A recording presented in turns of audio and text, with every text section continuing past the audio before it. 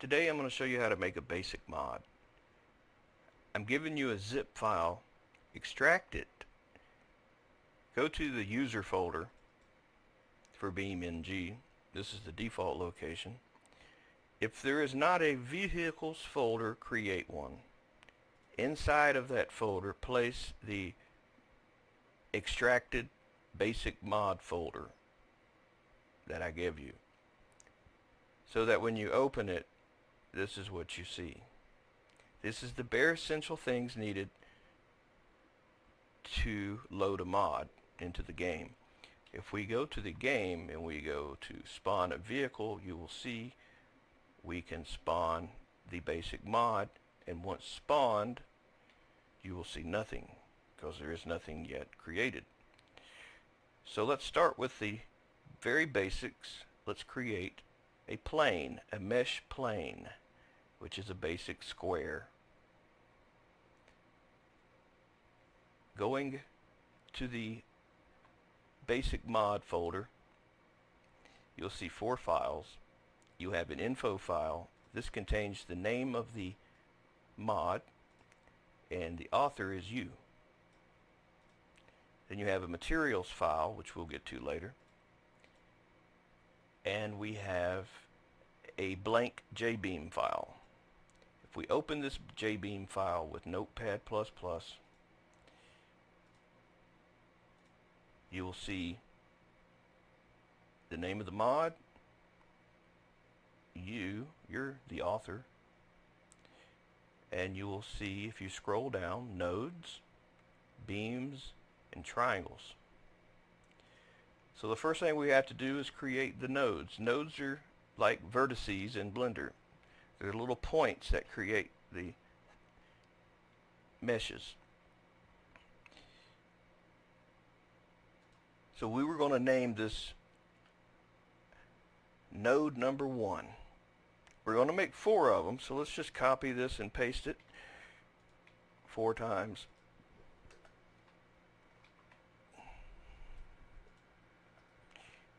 Alright, after the first comma, make a space and put 1 comma O. After the second comma, put a space, put 1 comma O. one dot O. And after the next comma, put a space and put 0.0.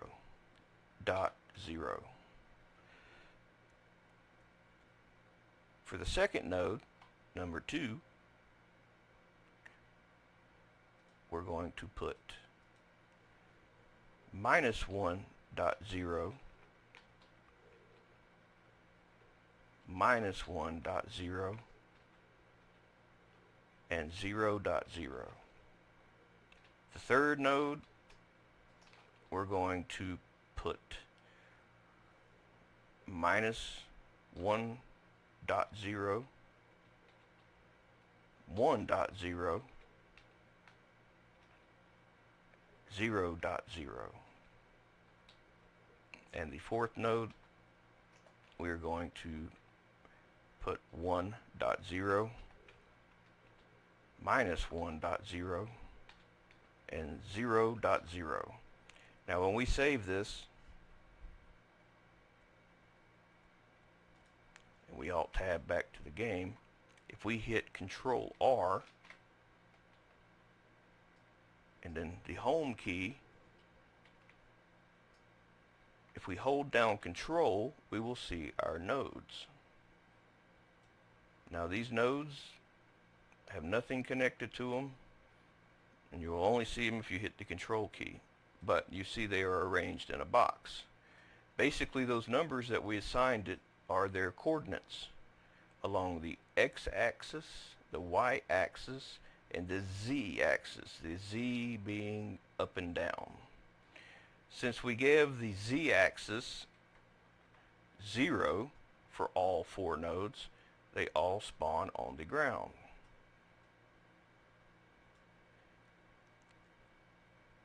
These numbers represent 1 meter in distance. Now we need to connect them. So to connect them, what we need to do is go to the beams. Where you see this right here, it's asking for ID1 and ID2. It's just asking for two nodes because a beam is just a line that connects two nodes. So we will say 1 to 2. We will save our file. We will go back to the game. We'll hit Control R, and then we'll hit the home key. Now we can hit Control B, and we see a beam. If we hit Control N now, we will see our node names. They're hard to see, I realize this, but there's node number 1, node number 2, up here is somewhere should be node number 3. It's node number 4.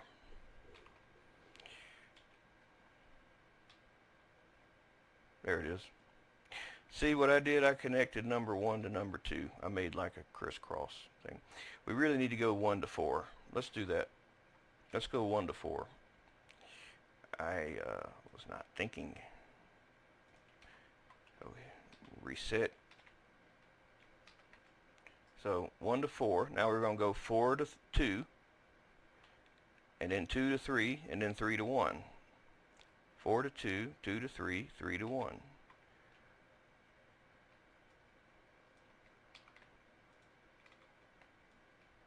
Four to 2,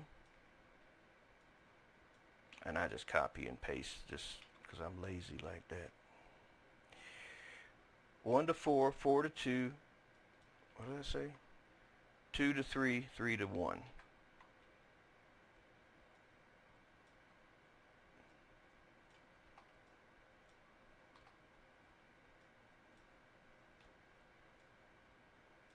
Save our file, Alt Tab back, Control R, and you see now we have basically a plane.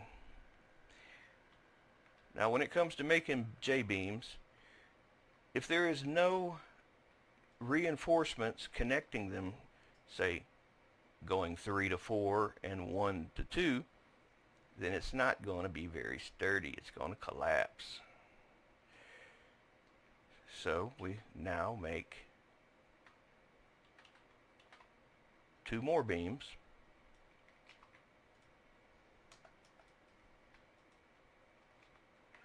This one will go, let me double check, 1 to 2, which will go from here to here, and 4 to 3. Now it doesn't matter if you put 3 first and 4 second, or 4 first and 3 second. That doesn't matter. So let's go 1 to 2 and 3 to 4. 1 to 2 and 3 to 4. Now we hit save. We Alt Tab back, Control R, home,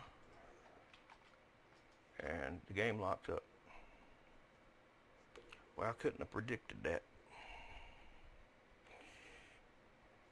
Maybe it didn't lock up. Maybe it's just thinking extra hard how to calculate those 6 nodes, or 4 nodes rather. We're just going to close this and reload it. We can't always know when this is going to happen.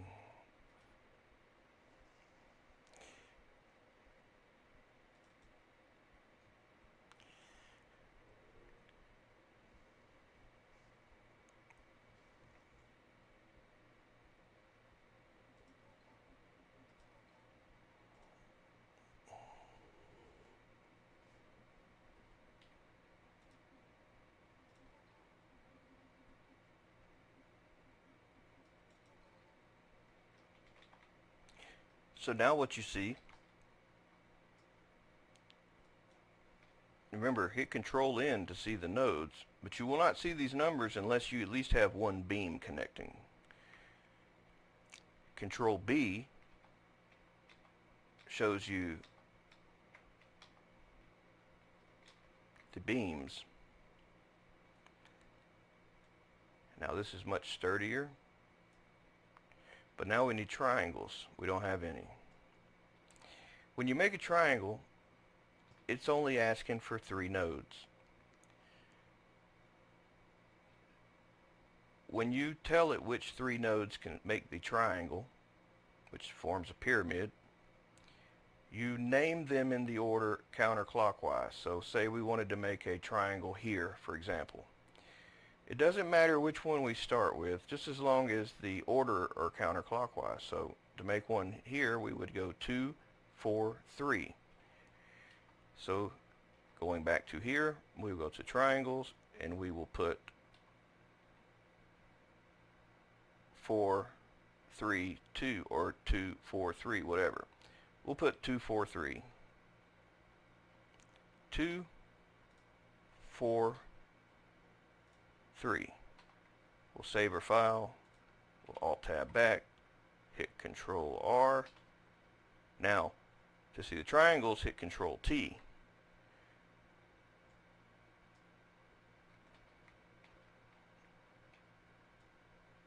And you see we have a triangle. Now, since this is flat, and it lays flat on the ground, you're not going to see it likely until you pick it up. Now let's make the other triangle. The other triangle will go 1, 3, 1, 3, 4. I'll just copy this.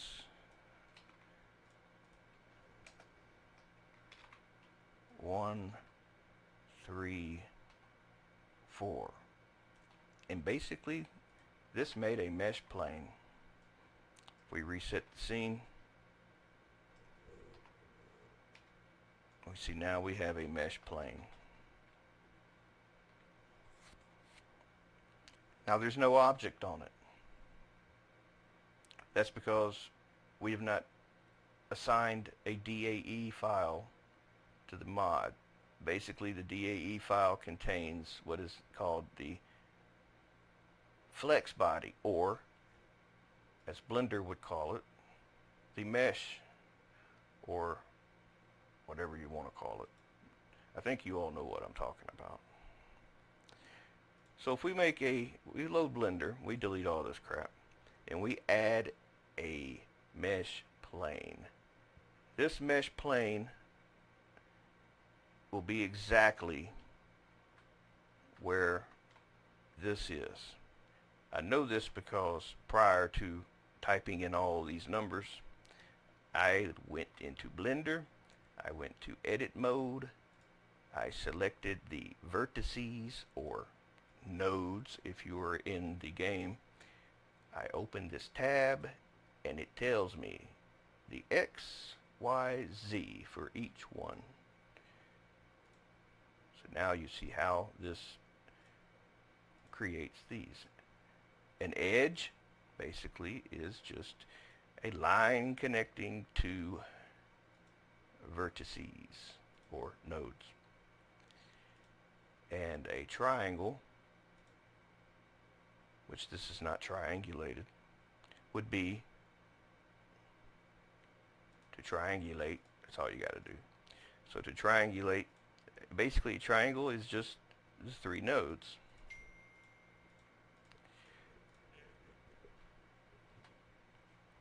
So to make a mesh go here, what we need to do is look at our JBeam file. Go up to flex bodies. See, without a mesh you see nothing. The only reason we are seeing anything is because we hit Control N, Control T, and Control B. So here, mesh, this is the name of the mesh here, which is plane with a capital P. That's important. So this is what we will put here, plane. The group is up to you what you decide you want to name the group for the plane. But what is important is prior to the nodes that are going to represent this plane, group A needs to be declared so that it knows, hey, these go to this.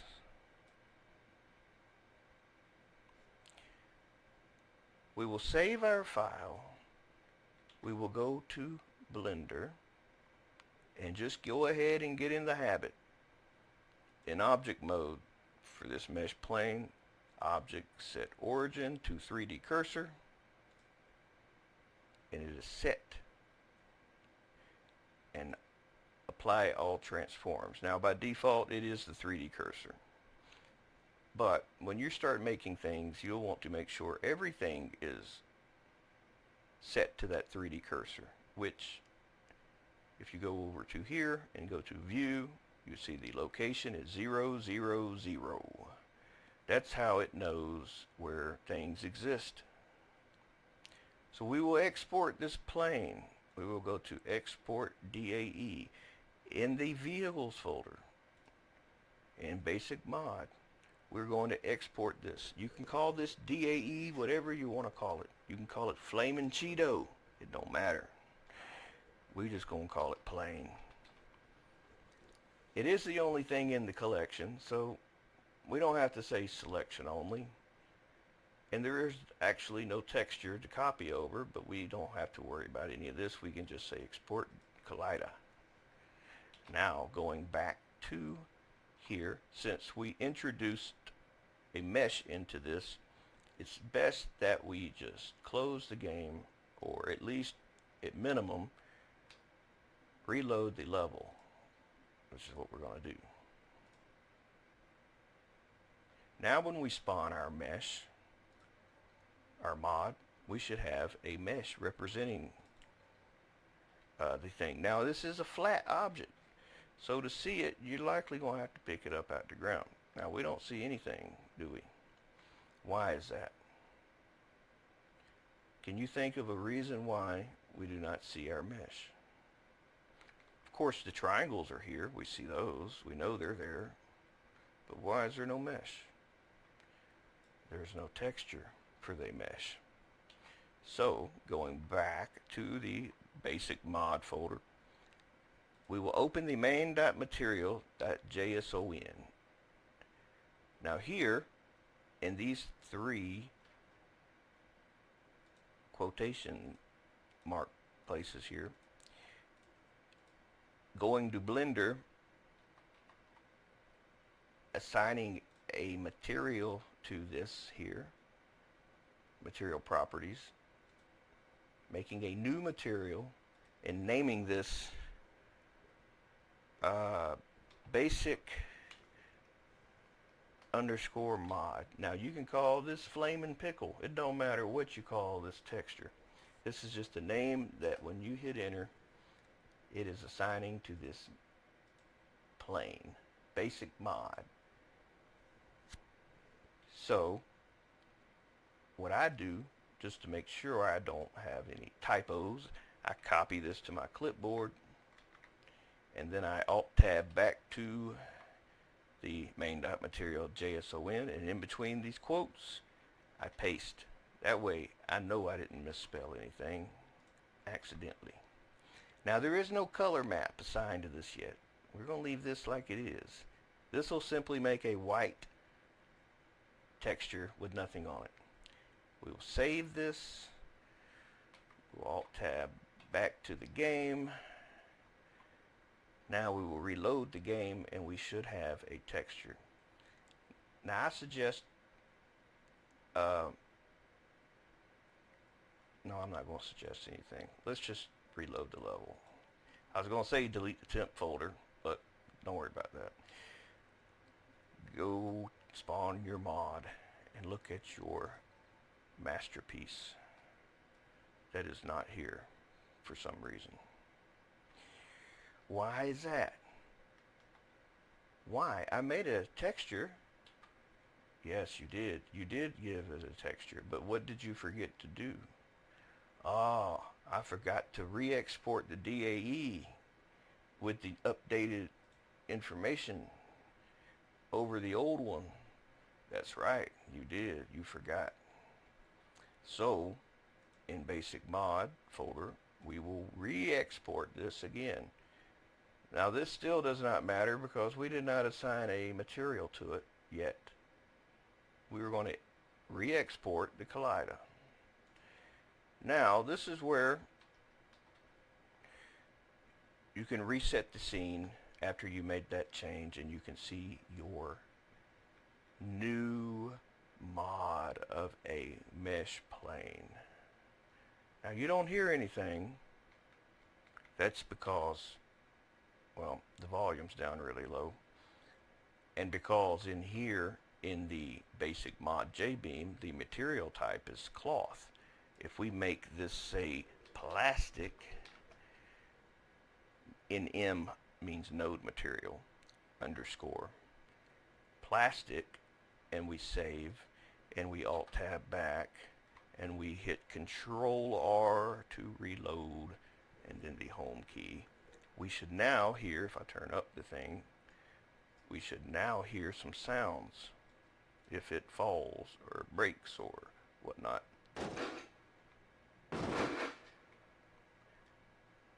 Now there are different node materials. I usually only use either cloth or metal, but there are many. There's a list of them somewhere in the wiki. Couldn't tell you exactly where that's at yet. I will try to find that before I post this and put it in the description of all the names. So now, what do we do now? What can we do now? What do we do?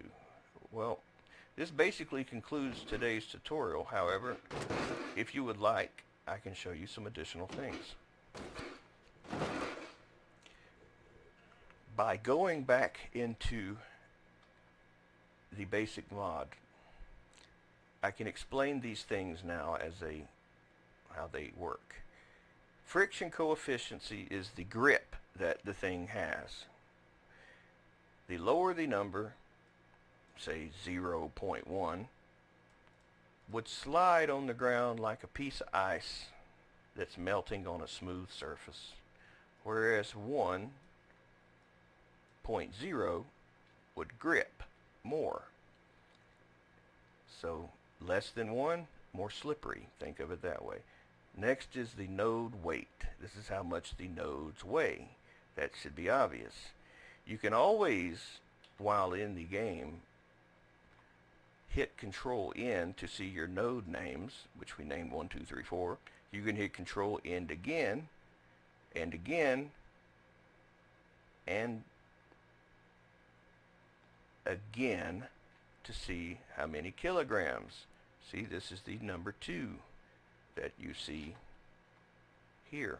You can change, add, lower, whatever. Collision means it can collide with the ground. Self-collision means it can collide with itself. Now, the mesh plane cannot really collide with itself, but if this was a complicated object with many parts, it can collide with those parts. It can collide with itself, basically. Fixed equals false or true. Let's change this to true. Save our mod, go back to the game, Control R to reset. Now, try to pick up your mesh. I can't. Why is that? Well, because you just fixed these nodes. They're basically now an anchor. They don't move. They're fixed in place. Fixed, fixed, fixed. What you can do is say only fix number 1. And the way you would do that is anything that falls under this, by the way, is what's applied to what's below. So if I were to go to 1 here and I make a space and I copy this to my clipboard and I paste it here and I say false, well, these nodes will not be anchored. So if I save, no. If I save, I alt tab back, I hit Control R. Now I can grab the other nodes that are not anchored. Wait a minute. Something wrong. They still anchored. What you do wrong? Let's look. Let's look. You did something wrong. What'd you do? Ah. You picked the wrong damn thing, dumbass.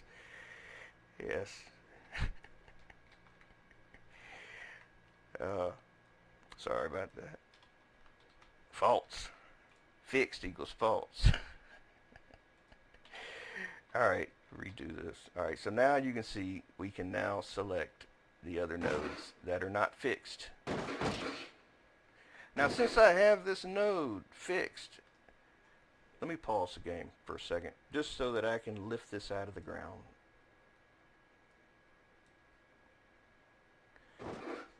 And what you should see is that anchor is still fixed. You just moved it. It's still fixed. It's still not going anywhere. Now if you were to fix, say, number 1 and number 2 that is dangling down there, you would create an axis. So let's move this to be included with 1, and then we'll remove it here. We'll save, we'll Alt-Tab back, Control-R, and now what do you see? You see 1 and 2 are anchored, but 3 and 4 are independent. They can now pivot around an axis. If this was rotating, it would rotate very nicely. Now let's talk about beams. Let's talk about the strength of this thing, because you can stretch it. Now the amount of beam spring this thing is being exerted,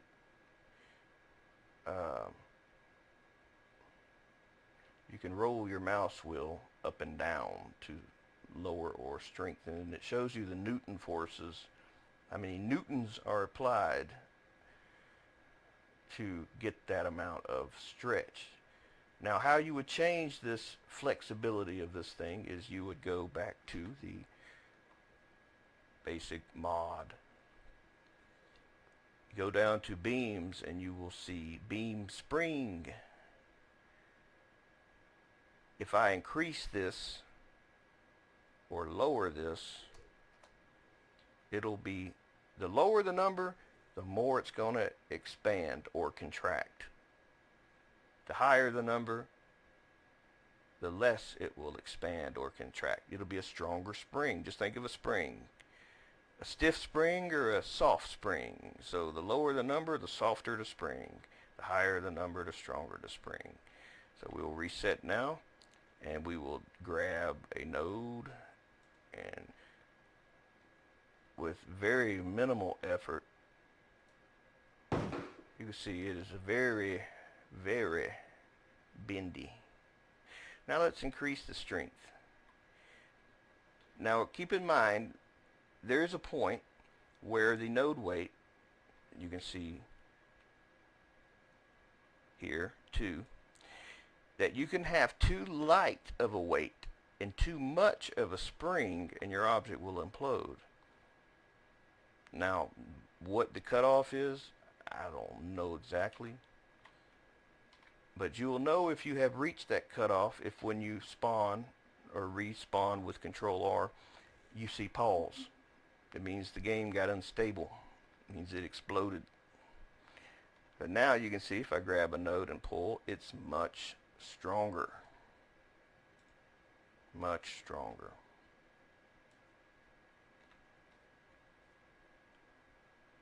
And if you want to see it explode, we can just crank that on up. Maybe that will still be within tolerance. We will see.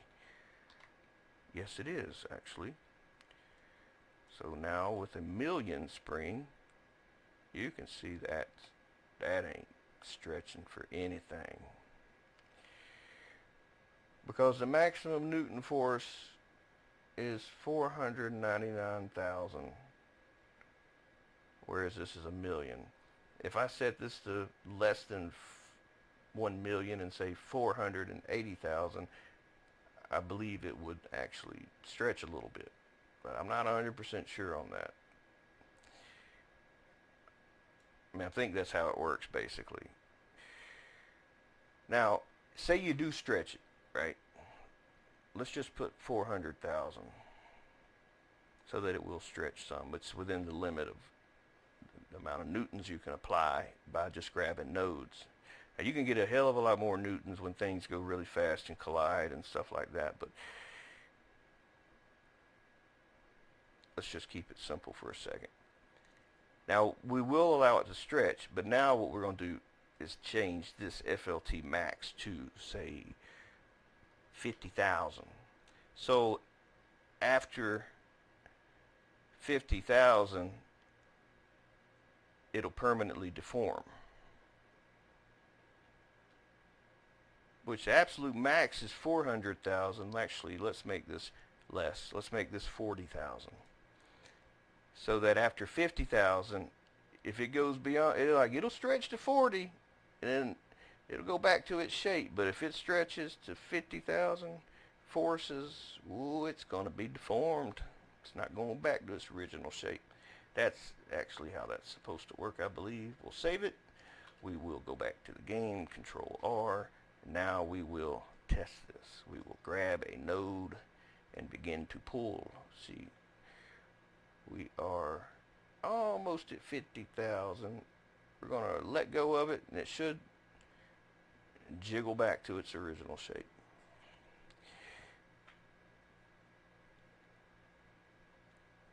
There's a lot of oscillation in that. So now let's permanently deform it. Let's go beyond, and let go. Now we got a deformed piece of metal or plane or whatever you're going to call it. It did not return back to its shape. Let's go on to the next thing. If you want it to never deform, say you're making spandex or an elastic rubber band or something, and you want it to stretch incredibly far and still not be deformed, then you would put FLT underscore MAX, all caps. That's basically like infinity or some shit. The most it can be. Now we're going to allow it to break. So we're going to say after 50,000, the beams actually can break now. We'll save it. We'll Alt-Tab back. We'll hit Control R. Now we will grab a node and begin to pull. Wow. It broke. It broke. Let's hit Control B, Control T, and you can kind of get a better idea how this works with the triangles turned on, which is Control T. Control B is the beams, and of course Control N are the node numbers. So now picking node number 3, I'll start to pull, and once that force is exceeded,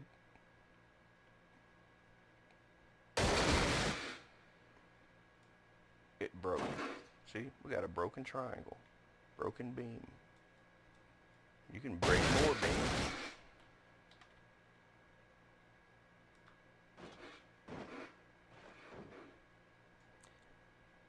Now you don't normally see this. You just see nothing basically when something breaks like that. So if you don't want it to break, then you put FLT max.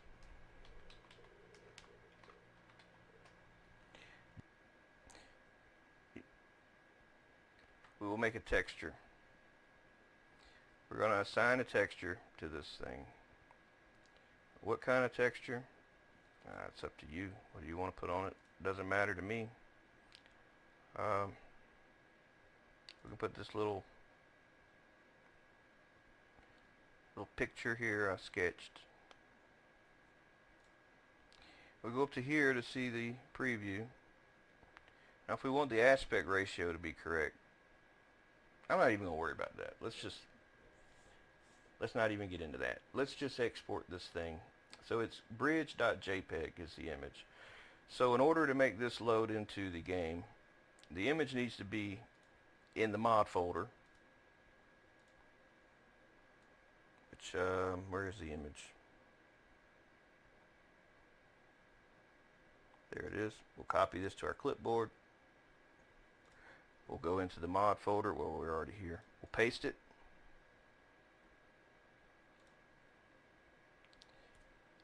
In the main.materials, this is where we'll put the name of that image, which is bridge.jpg.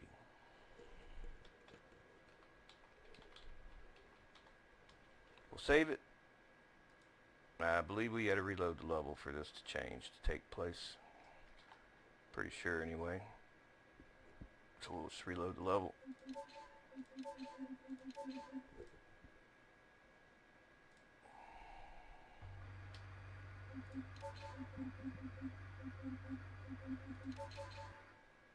And there's our image. Remember, we have these nodes are fixed. Let's fix that back to where it was. So none of them are fixed.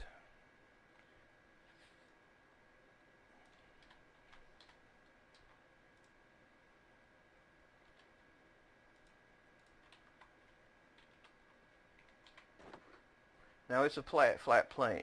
You're not going to see it until you pick it up off the ground. But that's basically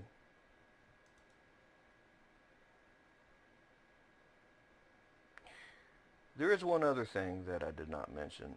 I'm not going to mention it until we have a three-dimensional object though. This is just a flat plane. If anyone requests, I can make this into a box using the same method, just doing a little bit more work and making it an actual box. So I think that's it for this. I think I covered everything. For anyone who was just dying to know though, well, how could I fix that? That's kind of stretched or squashed. Well, you go to UV editor. See, this is a box. See, basically it's fitting that entire image in that box. If you want the box to represent accurately, you would have to, if you're in object mode, say apply all transforms in case you did any scaling, which we didn't, but just in case we did. Now when we export, you go to edit, we'll go to we'll hit A to select all, UV, unwrap. And now we have a perfect representation of this box. Hold Z and go to material preview to see in real time what this is doing. You can hit A over here to select all, and G to move, and R to rotate. And if you want precise rotations, you can hold control and it'll lock 5 degrees each time. And of course you can scale this and you can unscale it. You're like, well, I want to make something that's like, I don't know, chainmail armor, and I just see one big link. I want to see a lot of little chains, but I don't want it to look like it's tiling like that.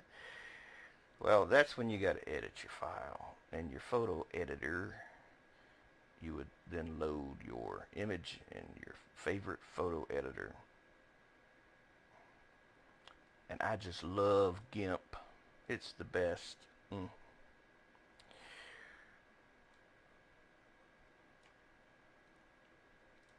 since we're here, why not just crop the thing to 1:1? Since we know we're putting it on a mesh plane, let's just crop it 1:1, right? So we'll crop it, we'll flatten the image. It's 1080 by 1080. Maybe you want to convert this thing to a DDS format. No problem, you can do that. You just got to make sure it's power of 2. So we'll rescale this to 1024 by 1024. Now it is power of 2. Either 2, 4, 8, 16, 32, 64, 128, 256, 512, 1024, 2048, 4096, 8192, 16384 by any of those numbers. It's like 1024 by 1024, 512 by 4096, 4096 by 16384. You know, and so on and so on. They don't have to be perfect squares. They can be rectangles, just as long as they're power of 2 divisible by 2. Now, if you want to make this seamless tile, you know this would look bad if I do this, but anyway, I'm just going to go to seamless tile, tile seamless. Now it is a seamless tile, even though it looks retarded. I'm going to export it as a DDS file. Instead of the JPEG, I'm going to export it as a DDS. So I'll just call it bridge.dds. Now remember, when you export with DDS, to use compression type BC1 if it's not transparent at all. If you're not going to make it any transparencies, BC1. If it does have transparencies, BC3. Well, like, what is transparencies? Well, that would be like if you wanted to make some of it kind of invisible, where you would add an alpha channel and you start to erase, and even Photoshop has this.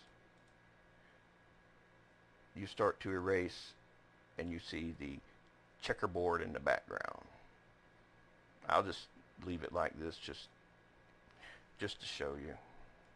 I'll just do this here. And I will export as bridge.dds, but this time I will pick BC3 compression type.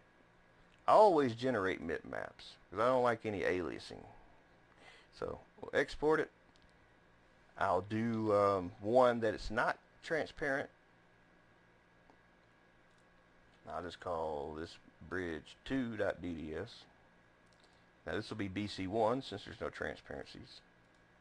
Generate bitmaps. And lastly, we'll generate a generic normals map for some 3D embossing, or whatever you want to call it. 3D texture. We'll export this. I'm going to put an underscore in so I know, hey, this is a normal map. Or I can just type normal. It's up to you. But what's important is when you export a normal, use BC5 compression type. And I accidentally clicked on that. Generate bitmaps, export. So back to the game. The game is loaded still. We can now go into the world editor. If we select our vehicle and go to material editor, we can change this. But first we got to get off a license plate and pick basic mod. That was the texture that we created. Remember? Here is the color map. I'm going to instead pick bridge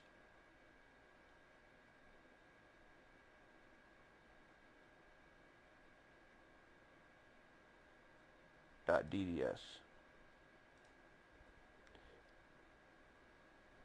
I believe this was the one with the transparency, so if I go down to advanced and I say alpha clip and increase the alpha clip, there should be a hole in it, but there's not, so I might have not saved the right thing. I apparently didn't. Give me a second. Alright, yeah, I must have did something wrong. I had to have. This isn't surprising. I make many mistakes. So now it's got a hole in it. Export as, and I'll just call this one bridge3.dds. Now I know I did create this one, in fact. So if it don't work, then the game's messed up. BC3 compression type, generate bitmaps, export. Alright, so into here, let's pick the right one. And we should have a hole in the middle. A hole, a hole, a hole. A hole. Now remember, that's turning on alpha clip. And the amount of alpha clip, which this is either all or nothing, because there's no fine gradient that defines any subtlety in the amount of erasure happened, erasure, I don't know what you want to call it. But if we had like very subtle erasing going on, we're just it's kind of like, you know, a little erased here and a little erased there, maybe a little erased there. So now we let's overwrite the other one. Now we pick it, for example, and we increase the alpha clip. The more the alpha clip, the more we see where it reveals what was erased. Or you say, well, I want it to be smooth like you had it. Well, then you have to change the alpha blend mode to, say, lerp alpha. Now you'll see that using lerp alpha, we don't want to use the alpha clip now, by the way. And you can, you know, but you probably wouldn't want to. This is affected now by this alpha. 255 being the maximum default. You can increase it more, and that will basically close the hole more up to a certain point.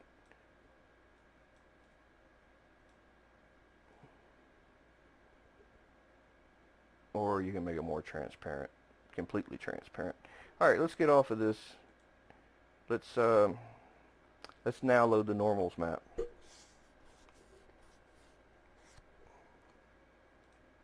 Which is the little 3D map there. It's like this. The normals. So now you'll see it's got some 3D texture to it. Just a little bit.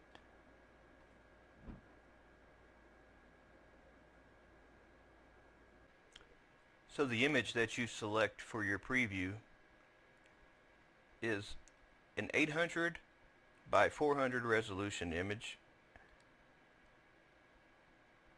named default.jpg.